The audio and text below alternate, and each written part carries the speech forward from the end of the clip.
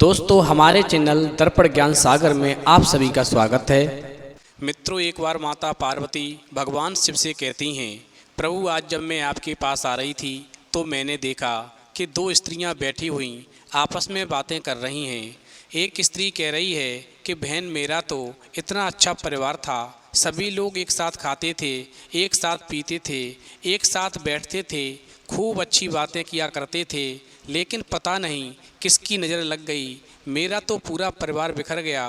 कुबेर महाराज के दरवाजे हमारे लिए खुले हुए थे, लक्ष्मी जी की असीम अनुकंपा थी, पता नहीं क्या हुआ, आज हमारे घर में धन की इतनी कमी है कि पेट भरने के भी लाले पड़े रहते हैं। पता नहीं अचानक ऐसा क्या हो गया कि सारा धन नष्ट हो गया, कुछ बीमारी में चला गया, कुछ चोरों ने चुरा लिया, कुछ बंटवारा होते समय परिवार वालों ने एक दूसरे की बेईमानी कर ली और जो बच गया था वो एक दिन बाढ़ आ गई, उस बाढ़ में सब कुछ नष्ट हो गया, यहाँ तक कि मेरे पति की भी मृत्यु हो गई। वहीं दूसरी स्त्री अपने मन की बात कह रही थी कि बहन, हमारे घर में तो इतनी गरीबी थी कि एक वक्त का भी गुजारा नहीं हो पाता था, एक वक्त भी पेट भर के रोटी नहीं खा पाते थे, परिवार में हमेशा विघटन पड़ा रहता था, कोई किसी की सुनता नहीं था, कोई किसी से बात नहीं करता था, सब अपने अपने काम में मस्त रहते थे, कोई किसी के दुख सुख में काम नहीं आता था और धन की तो इतनी बड़ी कमी थी कि चाहे कितना भी कमाते थे पर धन घर में नहीं रुकता था। किसी न किसी बहाने से सारा कमाया हुआ धन बर्बाद होता रहता था, घर में हमेशा गरीबी बनी रहती थी। मगर प्रभु की ऐसी कृपा हो गई, एक दिन अचानक ही पूरा परिवार एकजुट हो गया और परिवार में जो भी विघटन था वो भी समाप्त हो गया।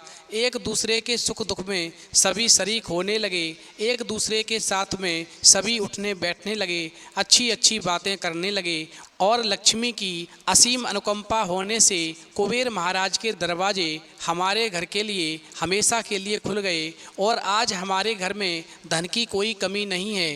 प्रभु, इस प्रकार मैंने दोनों स्त्रियों की बातों को सुना, पर मेरी समझ में ये नहीं आया कि जो अमीर घर था वो गरीब हो गया, उसका परिवार बिखर गया, और जो गरीब घर था वो अमीर हो गया, उसका बिखरा हुआ परिवार एक हो गया और सभी एक दूसरे के सुख दुख में साथ देने लगे। आखिरकार ऐसा कैसे हुआ जो एक परिवार की चमकती हुई किस्मत बिगड़ गई और दूसरे परिवार की बिगड़ी हुई किस्मत चमक गई।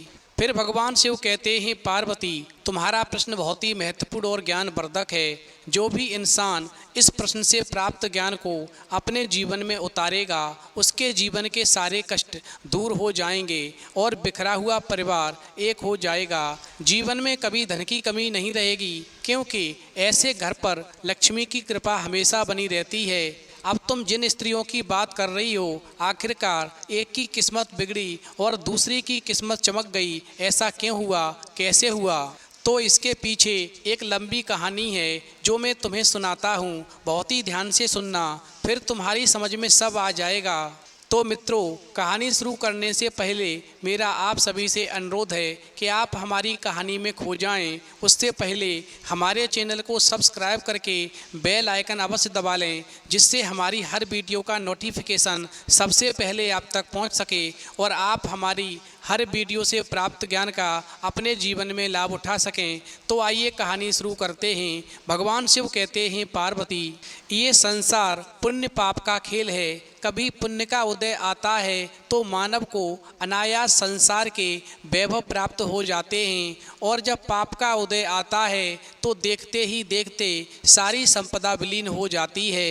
वास्तव में ये संसार संयोग वियोग, सुख दुख और हर्ष विषाद का संगम स्थल है।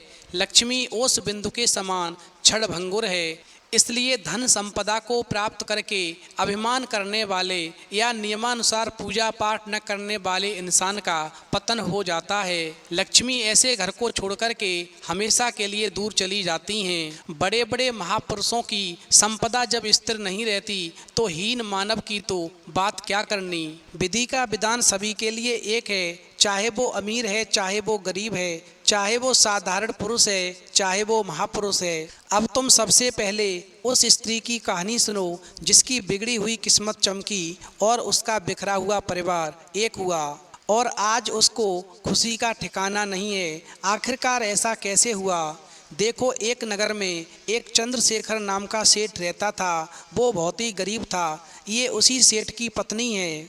सेठ की पत्नी रोजाना पूजा पाठ किया करती थी। भगवान विष्णु और लक्ष्मी के चरणों में रोजाना गुलाब का एक पुष्प अर्पित किया करती थी। मगर खास बात यह थी कि पूजा में जो फूल अर्पित करती थी, या तो वो फूल अपनी मजदूरी में से जो पैसे बचते थे उन पैसों से फूल लेकर आती थी, या फिर जो किसान फूलों की खेती करता था उस किसान से आज्ञा लेकर उसके खेत से उसके सामने फूल तोड़कर लाती थी और पूजा करते समय लक्ष्मी विष्णु के चरणों में उस पुष्प को अर्पित करती थी। उसके सद्व्यवहार से गांव वाले सभी बहुत ही आनंदित रहते थे। वो गरीब होते हुए भी सभी के दुख सुख में शामिल होती थी। सेठ के परिवार वाले सेठ के गरीब होने की वजह से कभी भी सेठ के सुख दुख में शामिल नहीं होते थे। सेठ इतना होने पर भी अपने परिवार वालों से बहुत प्रेम करता था।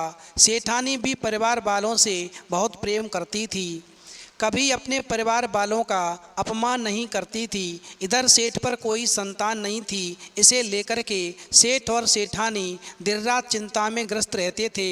फिर एक दिन अचानक ही सेठानी गर्भवती हुई और समय आने पर प्रातःकाल का समय था। दसों दिशाएं लाल हो रही थीं, पक्षी कलकल शब्द कर रहे थे। तभी सेठ की पत्नी ने एक पुत्र को जन्म दिया। वहीं पुत्र प्राप्ति के समाचार से सेठ को बहुत ही आनंद हुआ और गरीबी की हालत में जैसा बनता था वैसी खुशियां मनाई, मानो सेठ को कोई निधि मिल गई हो। फिर एक दिन सेठ जो था रोटी बनाने के लिए जंगल से कुछ सूखी लकड़ियां लेने के लिए जा रहा था। तभी उसकी नज़र एक पेड़ पर पड़ती है, जिस पेड़ के ऊपर एक घायल हंस बैठा हुआ था, जिसके पैर से खून निकल रहा था। वहीं सेठ ने हंस के पैर में कपड़ा बांधा तो हंस कहने लगा, सेठ, मेरा अंतिम समय है, अब मैं बचूंगा नहीं, लेकिन मरने से पहले मैं कुछ आपकी मदद करना चाहता हूँ, क्योंकि आप एक बहुत अच्छे इंसान हो, कभी किसी का बुरा नहीं चाहते हो और भगवान विष्णु और माता लक्ष्मी की उपासना करते हो। तुम्हारी पत्नी रोजाना एक गुलाब का फूल माता लक्ष्मी भगवान विष्णु के चरणों में अवश्य अर्पित करती है और मैं भी भगवान विष्णु और माता लक्ष्मी का उपासक हूँ। मुझे माता लक्ष्मी के द्वारा प्रेरणा मिली है कि मैं तुम्हें एक खजाना भेंट करूँ, जो मेरे मरने के बाद में पता नहीं किसी दुष्ट के हाथों में पड़ गया तो इस धन का दुरुपयोग करेगा। और ऐसा कहकर के हंस ने सेठ से कहा, सेठ, इस पेड़ के नीचे तुम थोड़ा सा गड्ढा खोदो, वहाँ तुम्हें एक गुफा नज़र आएगी और उस गुफा में ढेर सारा सोना है। तुम उसमें से जितना चाहे सोना ले सकते हो और धनवान बन सकते हो। ये धन हमेशा अपनी खुशी के लिए खर्च करना और गरीबों की मदद के लिए खर्च करना और कभी अभिमान मत करना। साथ ही माता लक्ष्मी भगवान विष्णु की पूजा करना कभी बंद मत करना, तुम्हारा हमेशा कल्याण होता रहेगा। और ऐसा कहकर के हंस ने अपने प्राण त्याग दिए और वहीं सेठ ने जब पेड़ के नीचे खुदाई की तो उसे गुफा नजर आई और उस गुफा में ढेर सारा सोना था। वहीं सेठ को जब जितनी ज़रूरत पड़ती थी उसमें से वो सोना लेकर के जाता था और इस प्रकार धीरे धीरे सेठ इतना धनवान हो गया कि दान पुण्य करने लगा, गरीबों की मदद करने लगा। उसने बड़े बड़े आश्रम बनवाए। इस प्रकार उस सेठ की किस्मत चमक गई और उसके बुरे दिन समाप्त हो गए। भगवान शिव कहते हैं, पार्वती, अब मैं तुम्हें उस दूसरी स्त्री की कहानी सुनाता हूँ जिसकी अच्छी किस्मत खराब हो गई और उसके बुरे दिन शुरू हो गए, उसके जीवन की बर्बादी हो गई। आखिरकार ऐसा क्यों हुआ? तो जो दूसरी स्त्री जिसकी अच्छी किस्मत खराब हुई वो एक राजा की रानी थी और राजसी जीवन जी रही थी। राजा रानी का समय आनंद से व्यतीत हो रहा था। इनके पास में धन की कोई कमी नहीं थी और कोई संतान भी नहीं थी। राजा रानी को अपने धन का बहुत भारी घमंड था। वो प्रजा को बहुत कष्ट देते थे। रानी के पास में जितना ज़्यादा धन बढ़ता गया, रानी को राजा से भी ज़्यादा घमंड बढ़ता गया। राजा रानी के पूर्व जन्मों के कुछ अच्छे कर्म थे जिसकी वजह से उनके पास में धन की कमी नहीं थी। रानी कभी भी पूजा पाठ नहीं करती थी और ना ही पूजा पाठ में विश्वास रखती थी।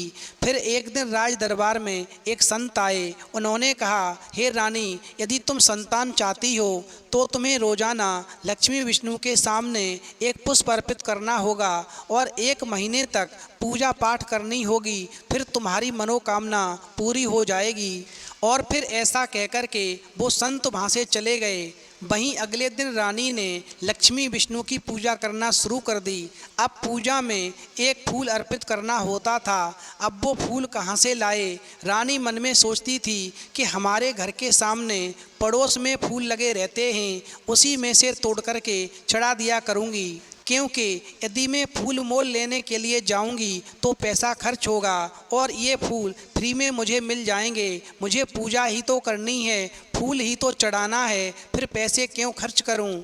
और ऐसा सोच कर के रानी जो थी अपने महल के बाहर पड़ोस में से फूल तोड़ लाती थी और पूजा में चढ़ा देती थी। वहीं एक दिन फूल वाली पड़ोसन स्त्री ने रानी को फूल तोड़ते हुए देख लिया। उसने कहा, हे रानी, ये फूल मैंने बहुत मेहनत से उगाए हैं, रोज़ाना इनकी परवरिश करती हूँ, इन पौधों को पानी लगाती हूँ, इनकी देखभाल करती हूँ और इनका उपयोग मैं माला बनाने के लिए करती हूँ, जिससे मेरे परिवार का पेट पालन होता है। कृपया करके आप हमारे यहाँ से फूल न तोड़ा करो, जिससे कि हमारे बच्चों का ठीक से गुजारा हो सके। भगवान शिव कहते हैं, पार्वती, जब पड़ोस की स्त्री ने रानी से इतनी बात कही तो रानी को बहुत बुरा लगा और रानी ने उसकी बात नहीं मानी। वो रोज़ाना चुपचाप फूल तोड़ लाती थी और पूजा करती थी। वहीं एक दिन रानी गर्भवती हुई और समय पूरा होने पर रानी के गर्भ से एक कन्या का जन्म होता है। वहीं रानी और राजा मन में सोचते हैं कि पुत्र की जरूरत थी मगर कन्या हो गई। इस प्रकार कन्या को देख कर के राजा रानी कई तरह के मुंह बनाने लगे। फिर एक दिन राजा रानी महल की छत पर बैठे हुए थे, प्राकृतिक शोभा देख रहे थे। रात्रि का समय था, चांदनी चारों ओर छिटक रही थी। राजपुत्री एक स्वर्णमय झूले में झूल रही थी कि अचानक भाग्य ने पलटा खाया। नदी में बाढ़ आ गई। राजा रानी परिवार सहित नदी की बाढ़ में बह गए और राजा की पानी में डूब कर के मृत्यु हो गई और रानी किसी तरह से बचकर के नदी के किनारे जा लगी और अबोध नवजात कन्या का पालना भी नदी की चंचल तरंगों से उछलता हुआ अल्प समय में नदी के किनारे पर लग गया। उधर नदी के किनारे पर खड़े एक माली ने देखा कि एक स्त्री और एक कन्या पानी में बहते हुए जा रहे हैं और फिर माली ने प्रेम से कन्या को गोद में ले लिया और रानी को भी बाहर निकाल लिया। फिर माली के आनंद की सीमा नहीं रही। चूँकि राजा की मृत्यु के बाद रानी अकेली रह गई थी और उधर उसके राज्य पर पड़ोसी राजाओं ने कब्जा कर लिया था। अब रानी के पास कुछ भी शेष नहीं बचा था, इसलिए रानी अपनी बेटी के साथ में माली के घर पर रहने लगी। उधर कन्या के स्पर्श से माली का सारा शरीर रोमांचित हो गया।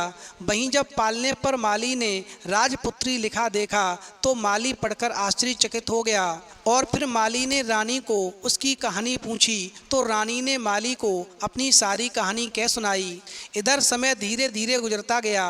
राजा की कन्या बड़ी हो गई, विवाह के योग्य हो गई तो माली ने एक सुयोग्य वर की तलाश प्रारंभ कर दी। वहीं माली धीरे धीरे वर की खोज करता हुआ उस सेठ के घर पर पहुंच गया जिसका एक बहुत सुंदर बेटा था। फिर माली ने सेठ के सामने राजकन्या की शादी का प्रस्ताव रखा तो सेठ अपने बेटे की राजकन्या के साथ में शादी करने के लिए तैयार हो गया। इधर माली राजकन्या का रिश्ता तय करके अपने घर पहुंचा और उधर रानी जो थी घूमती हुई एक बगीचे में पहुंच गई जहां पर उसकी मुलाकात सेठ की पत्नी से हो गई।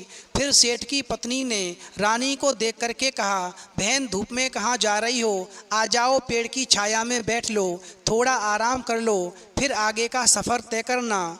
फिर सेठानी की बात को सुनकर के रानी उसके पास बैठ जाती है और फिर एक दूसरे से अपने दुख सुख की बातें करने लगती हैं। सेठानी कहती है कि किस प्रकार से हमारी खराब किस्मत चमक गई, वहीं रानी कहती है कि किस प्रकार से हमारी अच्छी किस्मत खराब हो गई और एक पल में ही हमारा सब कुछ बर्बाद हो गया। भगवान शिव कहते हैं, पार्वती जब तुम मेरे पास आ रही थीं तो ये दोनों स्त्रियां ही आपस में बातें कर रही थीं कि खराब किस्मत कैसे अच्छी हुई या अच्छी किस्मत कैसे खराब हुई। भगवान शिव कहते हैं, पार्वती इस प्रकार से इन दोनों के बीच में बातें हो ही रही थीं कि तब तक माली राजकन्या को लेकर के सेठ के पास आता है और उधर रास्ते में सेठानी से मुलाकात हो जाती है। वहीं सेठानी माली को देखती है और राजकन्या को देखती है तो प्रसन्न हो जाती है।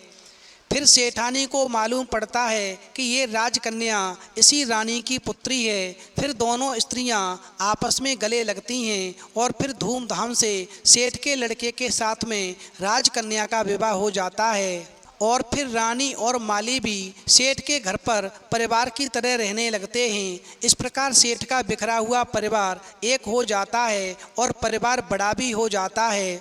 फिर भगवान शिव कहते हैं, पार्वती मैंने तुम्हें दोनों स्त्रियों के बारे में बताया, अब मैं तुम्हें ये बताने जा रहा हूँ कि एक फूल की वजह से किसकी किस्मत कैसे चमकी, वहीं फूल की वजह से दूसरी स्त्री की किस्मत कैसे खराब हुई। आखिरकार पूजा में कौन सा फूल चढ़ाने से किस्मत बिगड़ जाती है और कौन सा फूल चढ़ाने से किस्मत चमक जाती है। देखो, एक बार भगवान विष्णु के मन में धरती पर घूमने का विचार आया और वो अपनी यात्रा की तैयारी करने लग गए।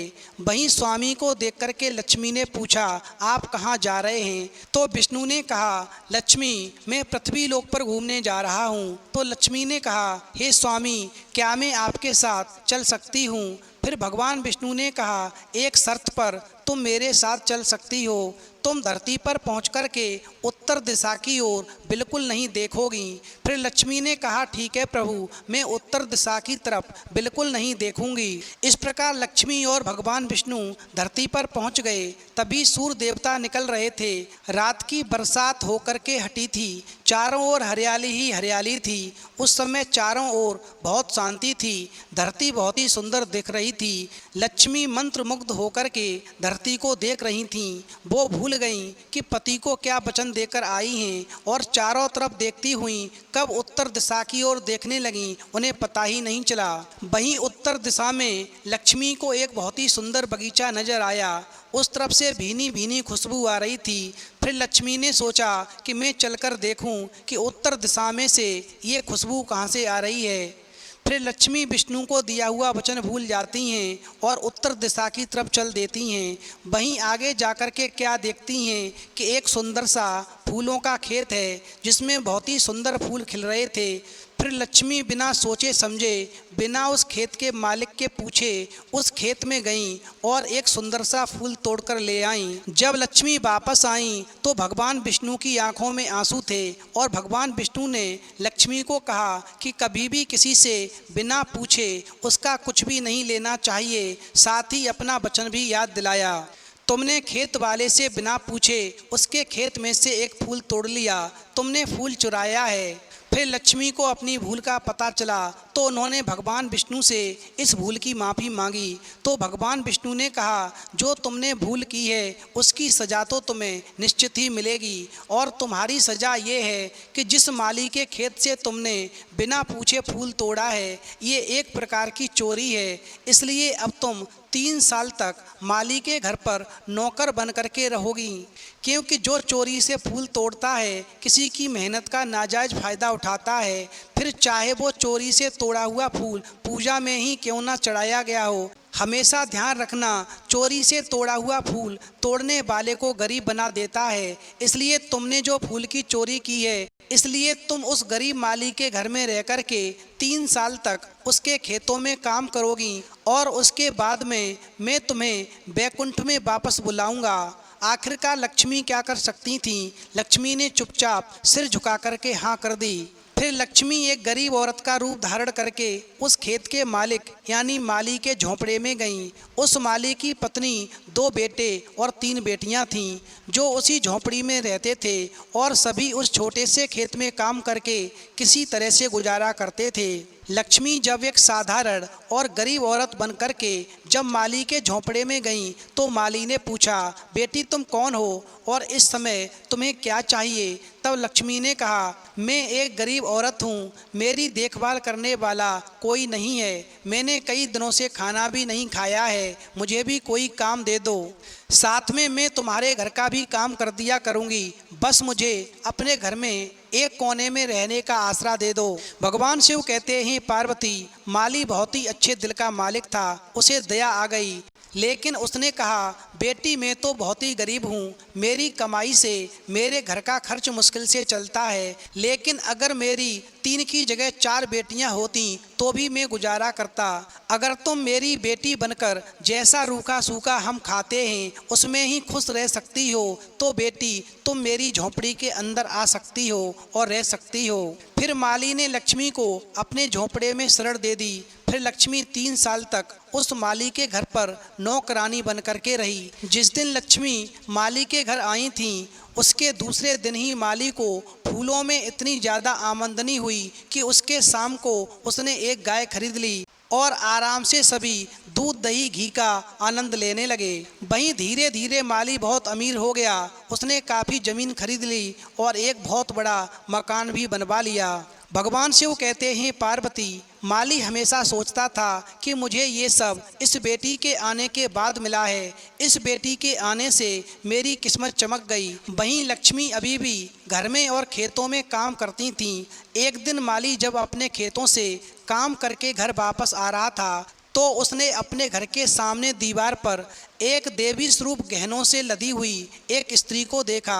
ध्यान से देखने पर माली पहचान गया, अरे ये तो मेरी मोह बोली चौथी बेटी है। तब उसे ज्ञात हुआ कि ये तो लक्ष्मी है, क्योंकि जिस समय पर लक्ष्मी ने देवी स्वरूप गहने पहने थे उस समय पर लक्ष्मी के 3 वर्ष पूरे हो चुके थे। और फिर तो माली दौड़ करके घर पर आया और इस प्रकार माली का पूरा परिवार बाहर आ गया। सब हैरान होकर के लक्ष्मी की तरफ देख रहे थे। फिर माली बोला, हे माँ लक्ष्मी, मुझे माफ़ कर देना, हमने अनजाने में आपसे अपने घर और खेत में काम करवाया।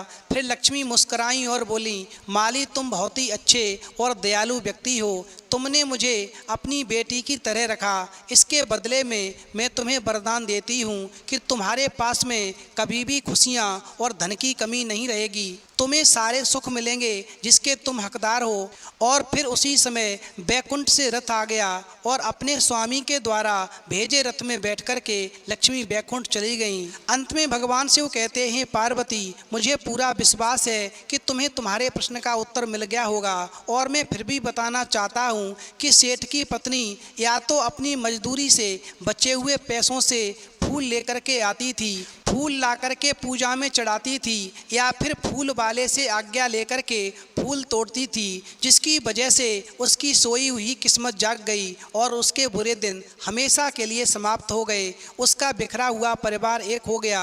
वहीं रानी बिना पूछे चोरी करके फूल तोड़ करके पूजा में चढ़ाती थी, इसलिए उसका परिवार बिखर गया। उसके जीवन में गरीबी के दिन आ गए। इसलिए कभी भी पूजा करते समय फूल चोरी किया हुआ ना चढ़ाएं, या तो अपनी मेहनत के पैसों से खरीदा हुआ फूल चढ़ाएं, या फिर फूल वाले से आज्ञा लेकर के फूल तोड़ करके लाएं और पूजा में चढ़ाएं, तभी सोई हुई किस्मत जागती है। और जो लोग चोरी किया हुआ फूल पूजा में चढ़ाते हैं उनका जीवन रानी की तरह बर्बाद हो जाता है। लक्ष्मी उसके घर से कोसों दूर चली जाती है, क्योंकि जब विष्णु ने लक्ष्मी को नहीं बख्शा तो साधारण इंसान को कैसे बख्शा जा सकता है। इसलिए कभी भी किसी भी इंसान को चोरी किया हुआ फूल पूजा में नहीं चढ़ाना चाहिए।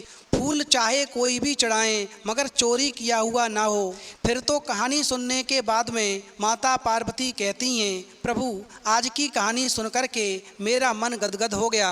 तो मित्रों, यदि आपको भी हमारी वीडियो पसंद आई हो तो प्लीज़ आप हमारे चैनल को सब्सक्राइब करें और भगवान शिव पार्वती, भगवान विष्णु, माता लक्ष्मी के लिए एक लाइक करना न भूलें। और कभी भी पूजा करते समय चोरी किया हुआ फूल पूजा में न चढ़ाएं।